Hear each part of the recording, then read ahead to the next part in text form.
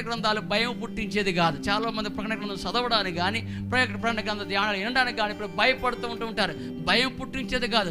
ప్రకటన గ్రంథ ధ్యానములో అధ్యాయములలో ఉన్న యొక్క వచనాలు మనం గమనిస్తే ప్రకటన గ్రంథము అనేది మనను దేవుని రాజ్య వ్యాప్తి కొరకు సిద్ధపడుతుంది. హల్లెలూయా.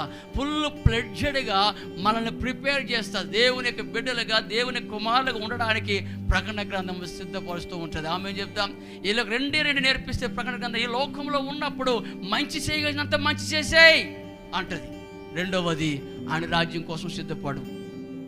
రెండు ఆమె చెప్తాం, మంచి నువ్వు చేయగలిగిన ప్రతిదీ కూడా ఈ లోకంలో ఉండగానే నువ్వు చేసేసేయాల.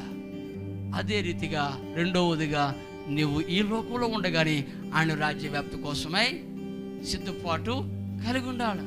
కాబట్టి 2021 వరకు ఎన్ని మంచి పనులు చేసినావు రాసుకున్నావా? ఎన్ని మంచి పనులు చేసినావు? మంచి పనులు చేసినవి ఎక్కువ ఉన్నాయా? చెడ్డ పనులు చేసి ఎక్కువ ఉన్నాయా?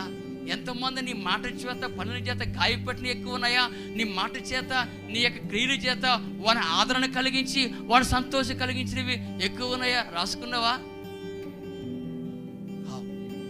కాబట్టి 2022లోనైనా దేవుడు మనం బ్రతికించాడు. దేవుడు మనకు ఆరోగ్యం ఇచ్చాడు. హల్లెలూయా. ఏదో దేవుడు నీ ద్వారా, నా ద్వారా ఆయన పని చేయించుకోవాలని ఆమె చెప్దాం.